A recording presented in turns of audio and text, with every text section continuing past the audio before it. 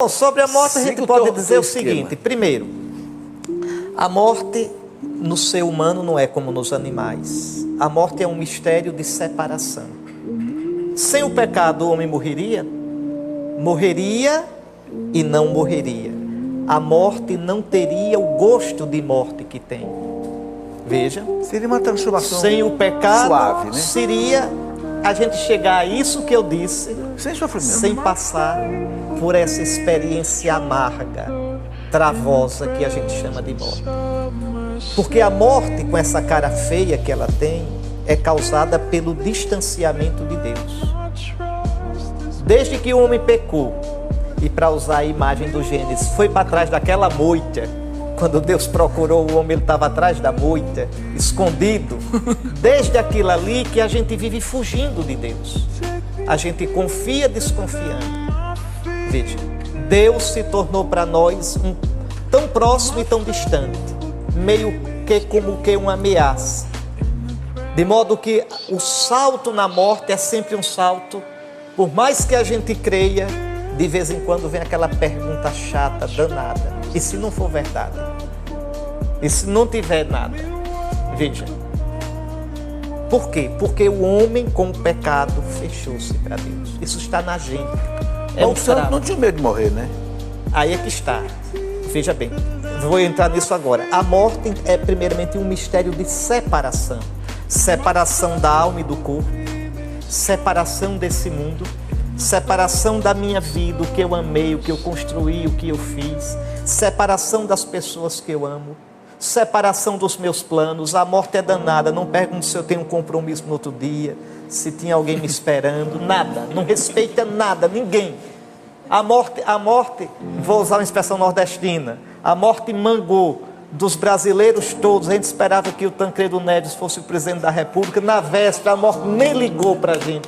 Levou o Tancredo. Veja o que é a morte. A morte nos desmoraliza. A morte está associada ao pecado. A morte tem um cheiro de absurdo. Quando é uma pessoa idosa que morre depois de uma vida bem vivida, a gente ainda atura. E quando é um jovem? E quando é uma mãe que deixa filhos para criar? E quando é uma morte por uma injustiça gritante? A morte é terrível. É terrível. A morte não é bonita. Agora, atenção. O homem não morre como os animais morrem. Os animais não sabem que vivem, também não sabem que morrem. Só o bicho homem, você sabe que vive. E você diz, como é bom viver. E só o homem sabe que vai morrer. Isso quer dizer que o homem é o único bicho que tem que dar um sentido à morte dele. Por um lado, a morte é algo, professor, que vem, quer eu queira, quer não. Por outro lado, eu tenho que dar um sentido. Eu posso morrer como um derrotado, eu posso morrer angustiado, eu posso morrer praguejando, ou eu posso fazer da minha morte o melhor momento da minha vida. Cristo fez da morte dele, veja, por fora, a morte foi imposta a Cristo. Foi preso, levado na marra, mas por dentro, Cristo fez da morte dele um ato de amor. Pai, nas tuas mãos eu me entrego. Então nós somos, cada um de nós é chamado a dar um sentido para a sua morte. E aqui, meu amigo, vale o ditado do povo: tal vida, tal morte. O sentido da minha morte eu vou plantando na minha vida. Se a minha vida foi uma amizade com Deus, como se vive, se morre. Exato. Por isso santos. Veja, São Paulo tinha tal... Ele que disse, para mim viver é Cristo. O que era morrer para São Paulo? Está em Filipenses 1. O meu desejo é partir para estar com Cristo. Veja, para São Francisco a morte é a irmã. Para Santa Teresinha ela não morre, entra na vida. Santa Teresa diz, vivo sem viver em mim e tão alta vida espero que morro porque não morro. São João da Cruz diz, amanhã eu vou cantar matinas no céu. Imagine a doçura de quem sempre foi amiga de Deus. Imagine a alegria de encontrar seu filho na plenitude da glória. A gente não tem a ousadia de chamar essa morte de morte. A gente chama dormição. dormição da Virgem Maria. Então, vejam, a morte, ela é vencida em Cristo. Cristo morrendo, abriu o caminho da vida. Então, nós temos a graça, o cristão, professor, tem a graça de viver da morte que ele vai morrer. Desde o batismo, recebendo o Espírito de Cristo, a vida de Cristo e a morte de Cristo vai trabalhando em vocês. A nossa vida é mortal não é porque vai acabar no fim, não é só por isso.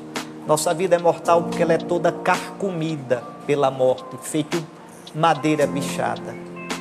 É morte cada saudade, cada derrota, cada tristeza, cada medo, cada angústia, cada frustração.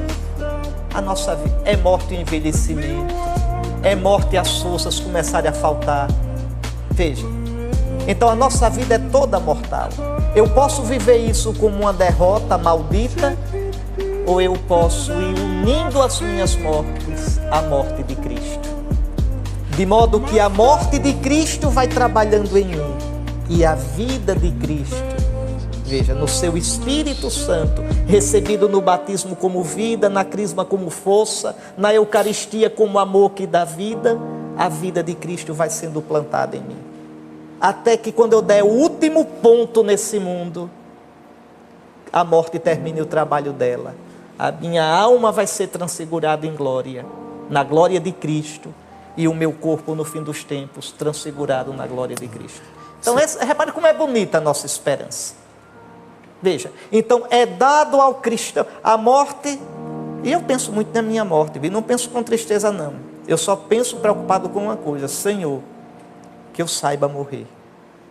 Mas para eu dizer isso, eu tenho que dizer primeiro: Senhor, isso eu peço, ajude-me a confiar em Ti até o fim, para que o último momento da minha vida de consciência eu possa dizer, ou com palavra ou com um ato só, com um pensamento: Senhor, eu Te busquei a vida toda e agora, com toda a confiança do meu coração, eu pulo nas Tuas mãos. Então a morte de Cristo vai trabalhando em mim. O cristão nunca morre sozinho. O cristão nunca sofre sozinho. É com Cristo. Então a morte não é uma desconhecida da qual eu vivo fugindo. Um cristão não foge da morte. Serenamente caminha para ela, sabendo que Cristo transformou o sentido dela.